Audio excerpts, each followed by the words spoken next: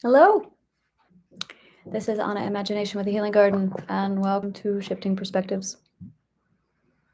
Feels weird still calling it the Healing Garden, the Healing Serapeum. When I had multiple personality disorder, one of the most amazing things is how my I communicated with the rest of the unit in code. And basically, the I sent subliminal messages, incorrect words.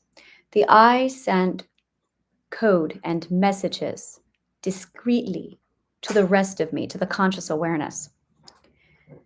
Yeah, the I speaks to the conscious awareness all the time. And basically, you have this tyrannical guard who stomps all over the place. And that's the subconscious mind, the security system. And that makes the I in a situation where how does I communicate with conscious awareness? So, to get around the brooding guard, I has to send discrete messages to conscious awareness. When I was traumatized at 8 and my personalities split, my perspectives split. Split perspective, fascinating. My I basically was removed from the unit. And when that happened, I became a you. It's when I became a you. And so the I was trying to talk to me and set me constant messages. The first messages was a reoccurring nightmare, trying to get me to remember. The second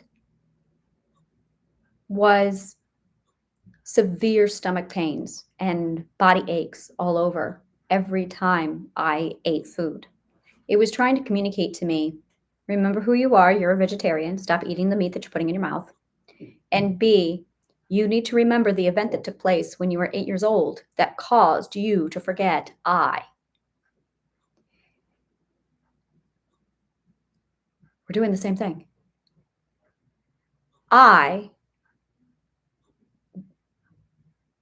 We have a dimensional psychology. That's it. We have a dimensional psychology to us. I can speak dimension and psychology. So I'm going to break it down for you. We have a dimensional psychology. In fact, there is a psychology for every dimension. So when you see 1111 angel numbers, that's actually one using subconscious code to communicate to us. It is the one talking to us, which is why it's, oh, you're getting closer to something. You're missing the point. You're getting closer to one. That's what you're getting closer to. You are getting closer to remembering her. The one wants you to remember her. Because as soon as you can remember her, you remember everything. We were never supposed to forget who we are. We were never supposed to forget. That is what Rome did to us. They made us forget the I in you.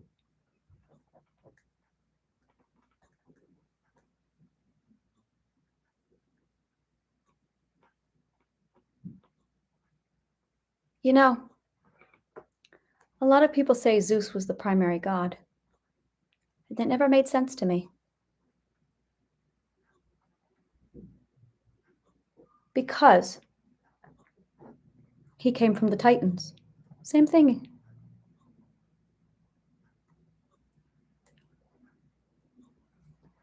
Go with it. You had Zeus, you had Hera, and then above them you had the Titans. And I always was stumped on the Titans going, well, where did they come from? We never talked about the one. Who birthed the Titans? Now, let's go over to Old Norse mythology. Norse mythology, you had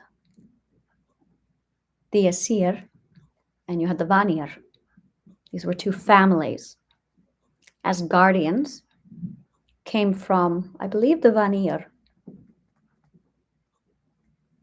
And that's when you had Odin and Thor. And I thought it was weird because I'm going, where did they come from? You see, Odin did not know everything. He, like me, pursued knowledge. He pursued the ultimate truth. So he went to Mimir's well. Mimir. Mimir. Mimir was a Titan. He was the Norse equivalent of a Titan, a Jotun. The Jotun were actually before the Vanir. So Odin, seeking knowledge, went to Mimir's well, and he asked the well for ultimate knowledge. It cost you something. It always costs you something. So Odin gave his eye. That's how Odin lost his eye. He traded it for information to get to knowledge. In exchange for his eye, Mimir sent him to the Sidkona, the oracle, the seer.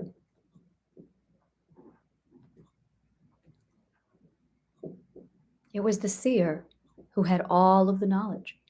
So he asked her a series of questions. He wanted to know, where are we come from, where are we going, and why are we here? He asked her the philosopher's compass. And she kept saying the same thing over and over again. And then she would follow it up with a question. Do you wish to know more? How fare the gods? How fare the elves? All Jotunheim groans, the gods are at council. Loud roar the dwarves by the doors of stone, the masters of the rock. Would you know yet more? That is from the Poetic Edda, 48th stanza from my book. In fact, that's how my book begins, is the question, do you want to know more? And that basically goes on, back and forth between Odin and the seer. Well, according to the Prose Edda, yeah, it's Odin asking, I want to know everything. I want to know how we end. I want to know how we die. So she tells the story of how it all began, which I've read.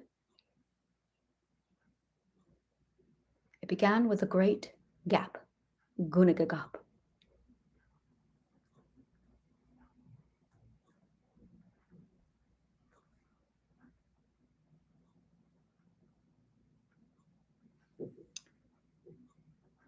In which everything flowed.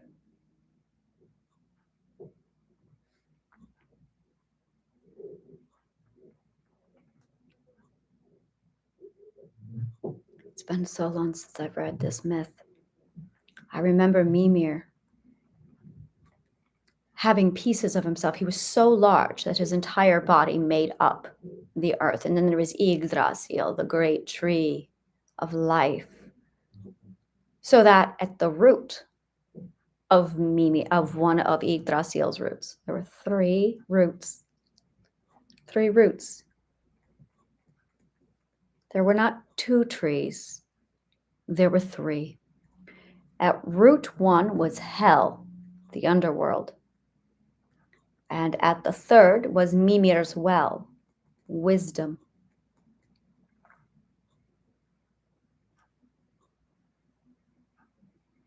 I want to say it's remembering would be available at the other root. I would have to go back and look. Understanding.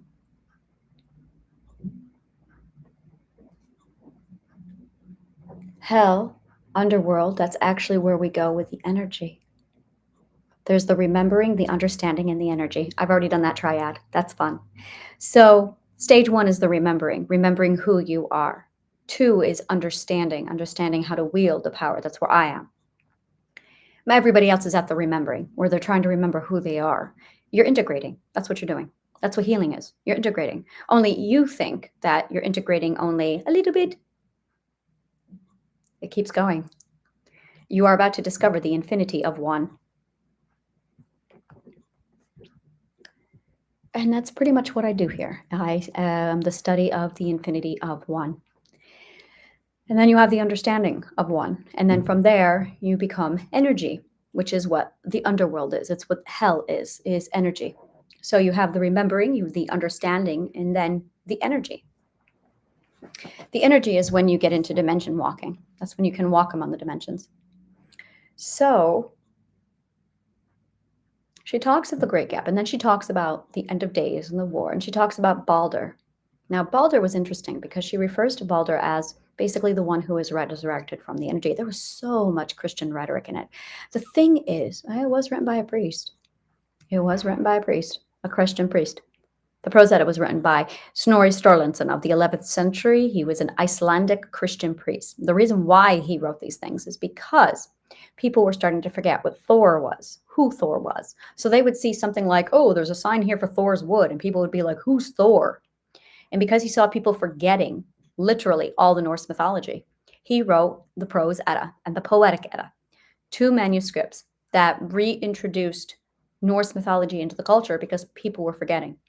So it's alive today. We know everything about Norse mythology because this priest in the 11th century wrote it all down, and it was almost forgotten. Now,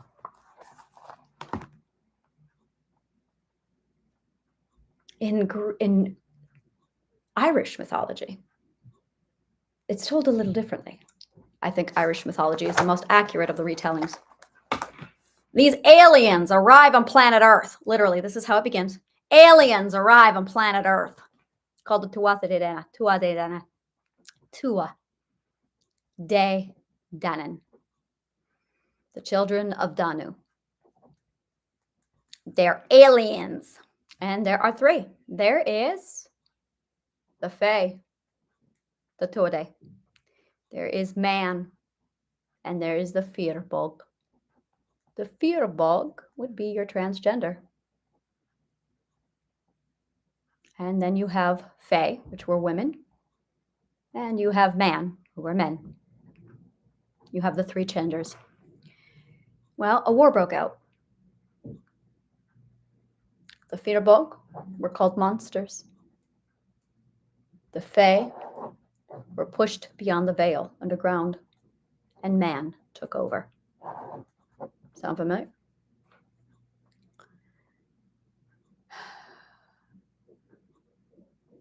When they went underground, they had to forget that they were gods.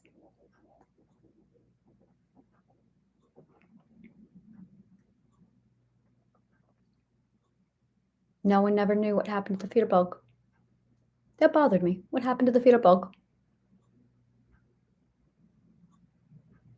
You know what's interesting? Transgenders have been with us since the beginning of time. But if you look through the books,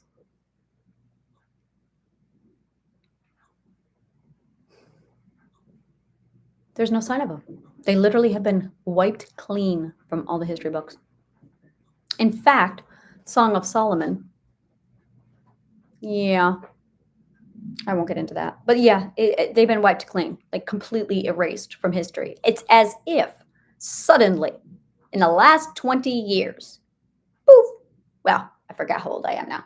The last 50 years, poof, transgenders are suddenly on the map. Suddenly on the map. They've been hiding. They had to. It was extraordinary when I watched it. I'm like, interesting. That just suddenly out of the blue, they just don't exist.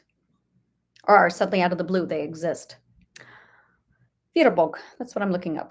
Firbolg. Firbolg. Huh, that's so funny. Apparently it's a race in Dungeons & Dragons. And I'm going, no, let's go earlier than that. Thank you very much. The Firbolg, first of all, it's two words, are the fourth group of people to settle in Ireland. They are descended from the Munt Nír Nemend, an earlier group who abandoned Ireland and went to different parts of Europe. Those who went to Greece became the Firbolg and eventually returned to Ireland after it had been uninhabited for many years. After ruling it for some time and dividing the island into provinces, they were overthrown by the invading Tuatha De Danann. Liber Gabal Erin tells of Ireland being settled 6 times by 6 groups of people. The first 3, the people of Cessair, the people of Partholon, and the people of Nemed. They were wiped out or forced to abandon the island. The Firbolg are said to be descendants of the people of Nemed, who were inhabited Ireland before them. All but 30 of Nemed's people were killed in warfare and disaster. Of this 30, one group flees into the north of the world, one group flees to Britain, and another group flees to Greece. Those who went to the north became the Tuatha De Danann. The Tuatha. the main pagan gods of Ireland. Those who went to Greece became the Firbolg. Lebor Gabala Erin says that they were enslaved by the Greeks and made to carry bags of soil or clay, hence the name Firbolg, men of bags. Akaiv May Turas says that they were forced to settle on poor rocky land, but that they made it into fertile fields by dumping great amounts of soil on it. Led by their 5 chieftains, they divided Ireland into 5 provinces. Isn't it amazing that this much detail is still around? It's unheard of. It's unheard of. I have studied so many cultures in so many parts of the world, and nothing is more precise, more detailed, more articulate, more complete than the study of Ireland because of St. Patrick. Christians, part of their, well, the very first thing they do is burn the books, which is why Alexandria was its first victim. Burn the books. Burn the books. A book is a Christian's nemesis.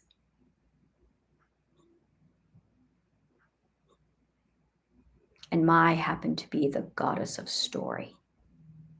Oh, does that make a lot of sense? I'm going to write that down. Books are the Christian's nemesis.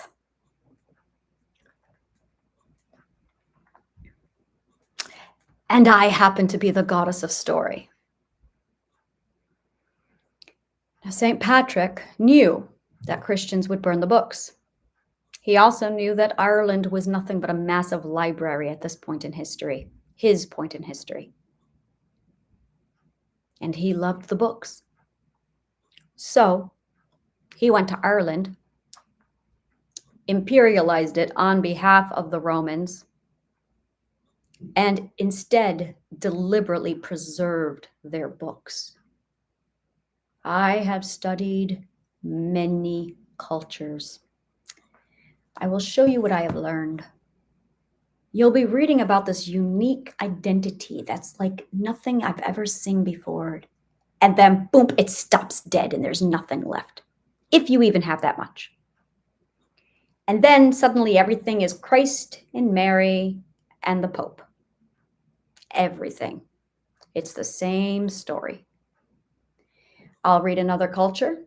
There'll be this is what we've been able to piece together, and then it stops. And there is Christ, Mary, and the Pope. In a lot of cases, there is no prehistory. It's just Mary, Christ, and the Pope. Oh, by the way, this is the beginning of time. Biggest fucking bullshit in the world is that. But then I get to Ireland, and Ireland was different.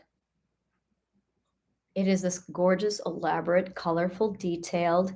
This is the story of. And it unfolds, and it's beautiful. And it's like, wow. And then, slowly, around this time period, Christ shows up, and Mary shows up, and the Pope shows up. True story. And you see all the Irish characters interacting with these Christian characters. And then a new story unfolds. And it's fascinating because while you're watching all these Irish gods go about their day and Luprecon, you're also watching these same characters merge with Christian stories. And it's like, wow, this is interesting. It's fascinating. I love Irish culture. In the 1600s, 1700s, they stepped in and they burned all the books, including the archives in Dublin and Trinity College. They were able to get out a lot of the illuminated manuscripts and save them.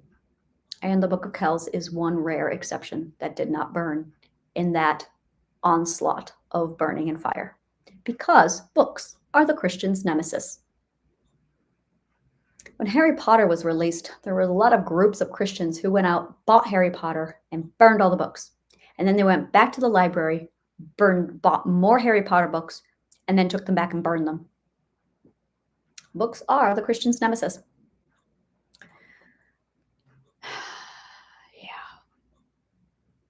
Yeah, it really makes me mad.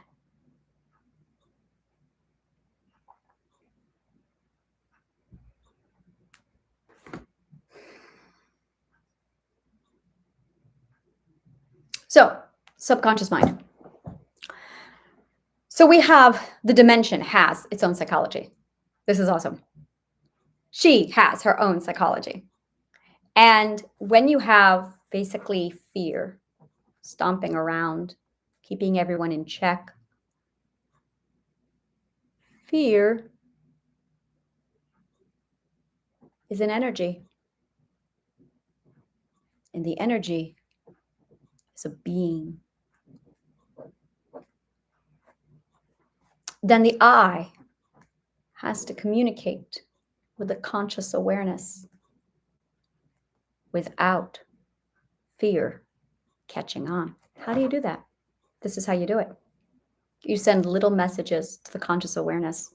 Messages like, I am here. Dr. Seuss. I open at the close. J.K. Rowling. I am not the only one. John Lennon.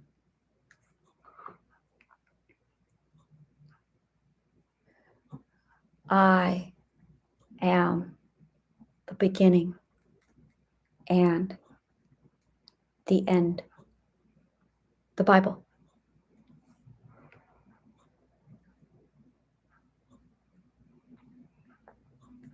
One, one, one, one. Angel numbers.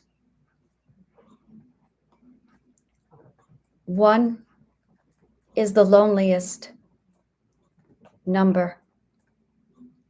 Anonymous. There can be only one.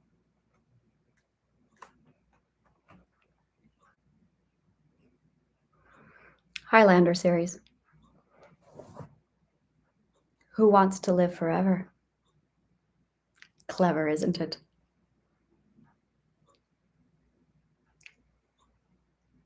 Queen. Amazingly clever, isn't it? Easter egg. The Easter eggs are the subconscious mind of the one trying to communicate to conscious awareness, waiting for us all to figure it out, piece it together. But in order to piece it together, somebody has to study at the Library of Alexandria. So, effective immediately, I am building a school in Authenticity City. The school in Authenticity City is a revival of the university, the academia of Alexandria.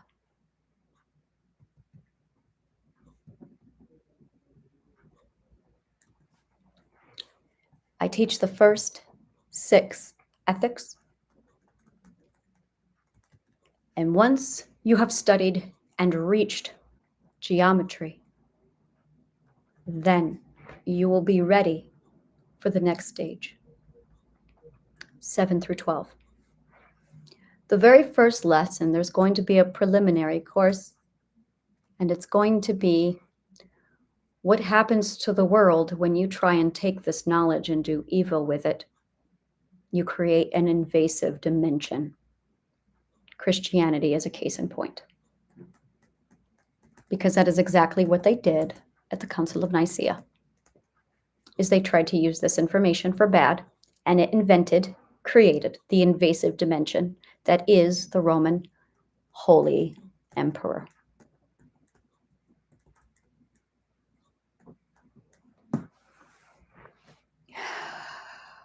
Now we just got to reverse it. I know how. How to reverse this is Operation Imagination. That is literally everything I need to do to teach everybody how to reverse the invasive dimension. We are going to give I back to you.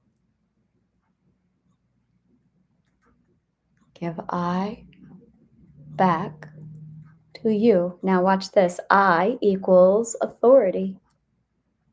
That's true, because I is the author. For giving, forward giving is the act of giving I to you. Isn't that beautiful? Forward giving is giving I to you. Oh, I'm so excited. And that's all I'm going to be doing is giving I back to you. So I just get to practice forgiveness over and over and over and over. And I am so excited. How do I give I back to you? Oh, I know how. Oh my God, do I know how? This is all I'm going to be doing. This is my hobby. All right. So if you want to come to my university in Authenticity City, that's Triadic Healing. We teach Triadic Healing there. There is Triadic Healing. That is part one. And then there is Triadic Learning. And then there will be Triadic Building.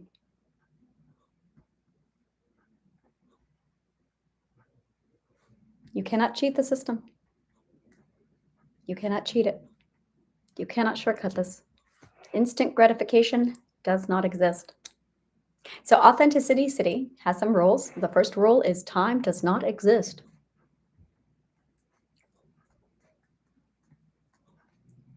I really want to say money does not exist here. Everything is paid in karma. Naturally, everything is a give and flow of energy exchange, which I think will ultimately be the goal. But first,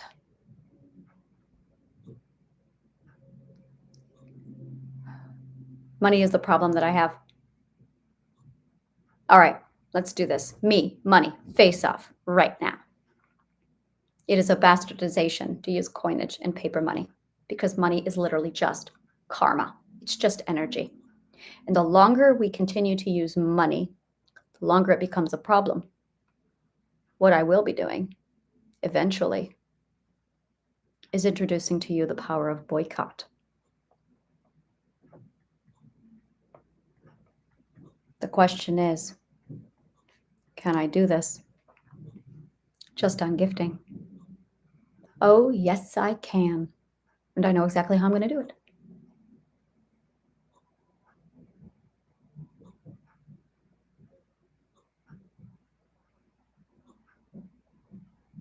I rely 100% on gifts to live.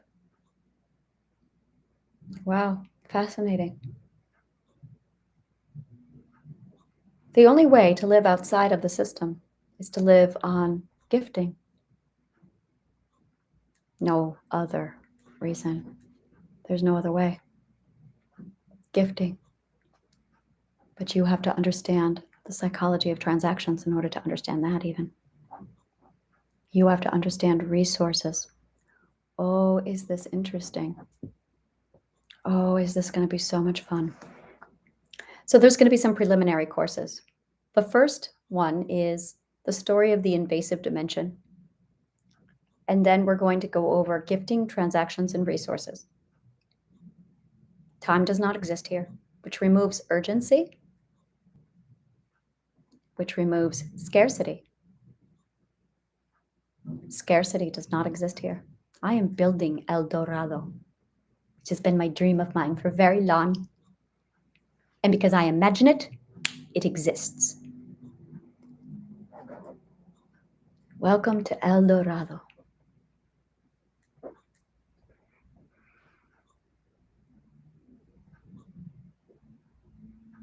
Utopia.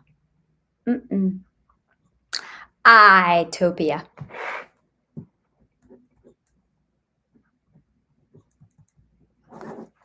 Interesting, right? Not utopia. Itopia. Etymology. An imaginary community or society that possesses highly desirable or nearly perfect qualities for its members. Itopia.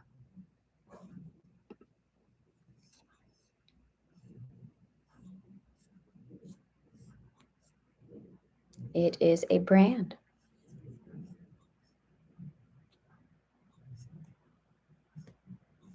Mm-hmm. It is a brand.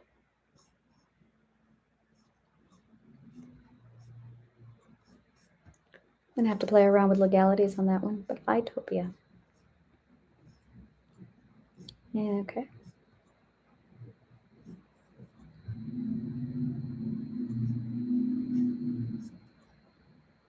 All right, yeah, there's a lot of, it's already out there. So I'll have to play around with that. All right.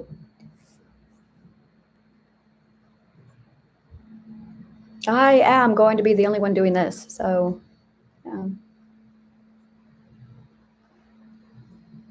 the movable eye.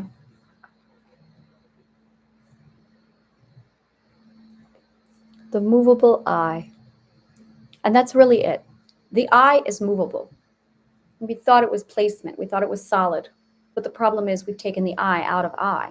So now it's I'm a UI or you're a UI. You know what gave me this idea? It was Gulliver's Travels. You use.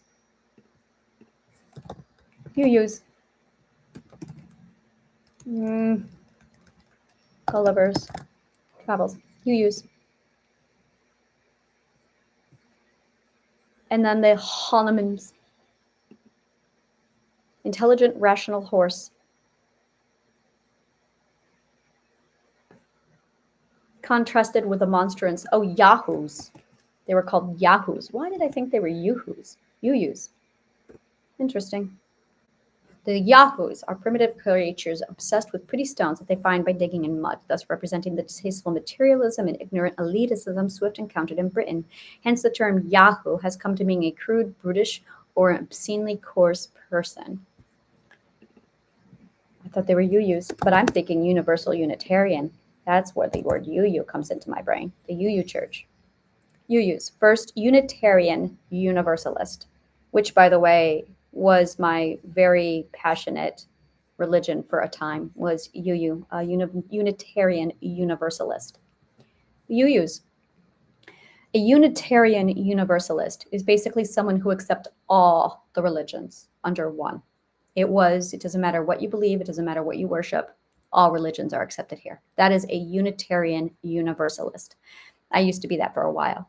I was an atheist, a UU. I was a weak agnostic for a very long time. Yeah, I was a weak agnostic. And then I was a UU. And then I was an atheist. And now I am of the Church of One. I am an I. An I. And my goal is to put the I back to you. Through forgiving. Forward giving. All right. Now my problem is, how do I condense all of this in an elevator pitch? Oh, this is a part of my job I hate. Maybe I don't have to do it. Maybe someone else will do it for me. Yeah, I'll manifest that shit. I'll manifest that shit and it'll just come to me.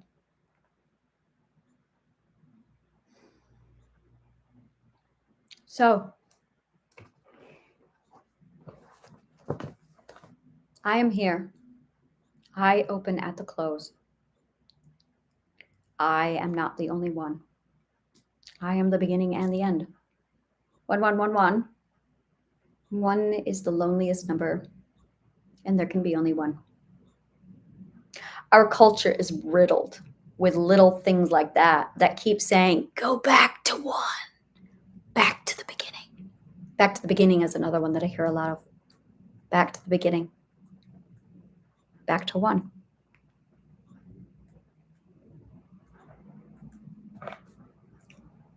When I do my case studies, whenever I work with anyone in psychology, what they are doing every single time, you have lost one.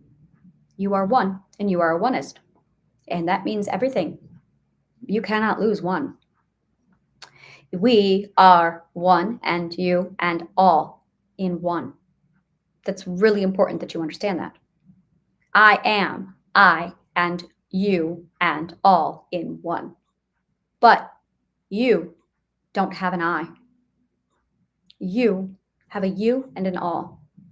You are what happens when you lose the I. That's the problem. And our culture is completely revolved around taking the I away from you. It's not taking the I away from you. That's why we're all followers. How do you get a follower, a leader to follow? Take away the I. So that's what we've done. We've taken away the I.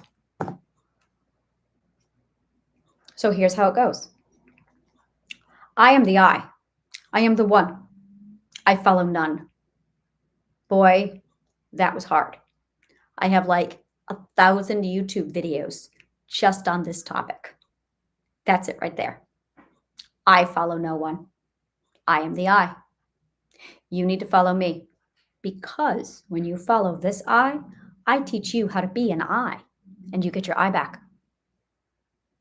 So the I's, the U's in my network are going to be the first to learn the I. And then they are going to teach the others to become an I. And then it spreads. Once you get the I back, you've learned self-government and accountability and the beautiful balance of I and you, which is the fourth, fifth, and sixth perspective, which is the fourth, fifth, and sixth ethic. The problem is the majority of people out there barely learned the first, second, and third ethic.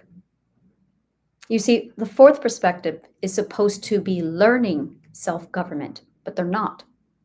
So in a perfect scenario, a fourth perspective has learned the first three ethics, but they're not moving on, which means they actually haven't learned self-government. They're supposed to be, but they're not because they love the system too much. They are so you-minded that they can't think like I. I thinking begins at 4. Specifically, it begins at the end of 4. I thinking begins at the end of 4.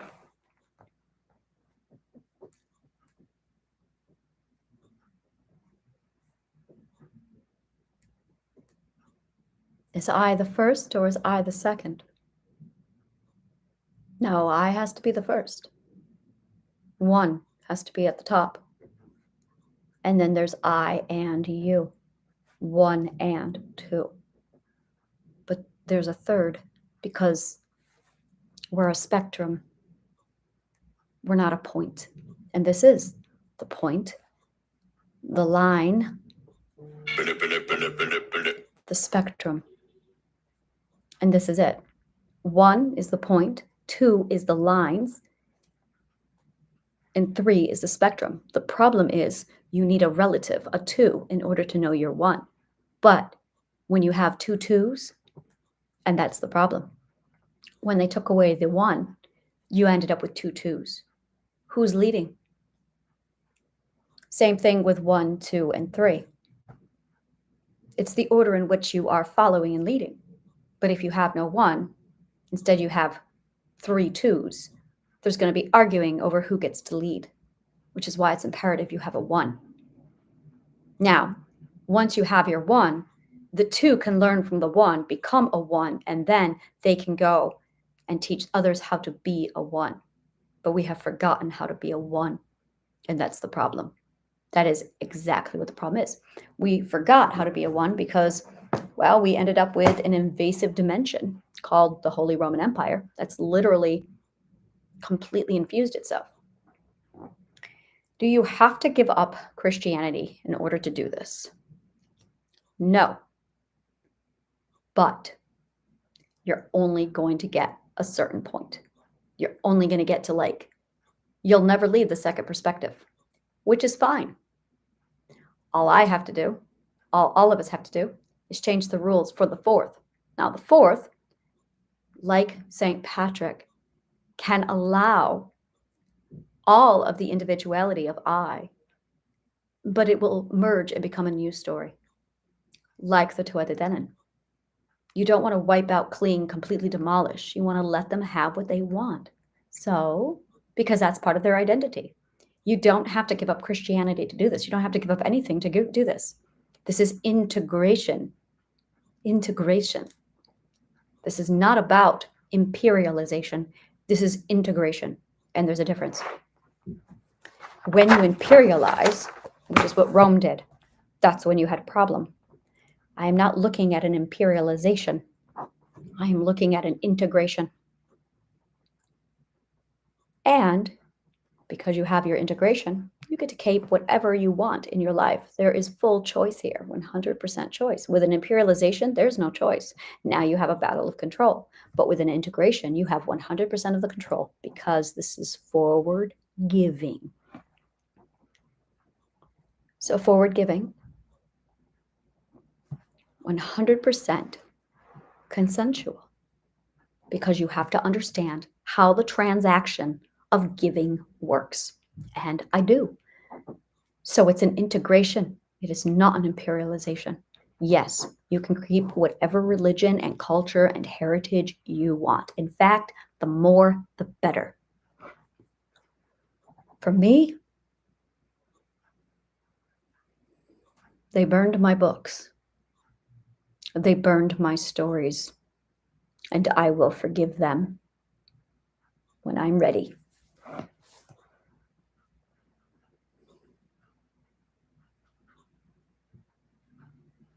When I am ready.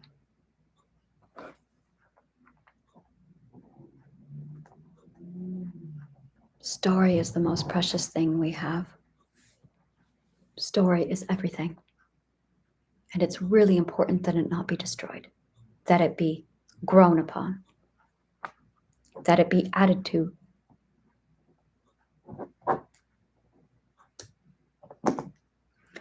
All right, I'm going to wrap it up here and eat, think about life, the universe, and everything. And come up with a plan.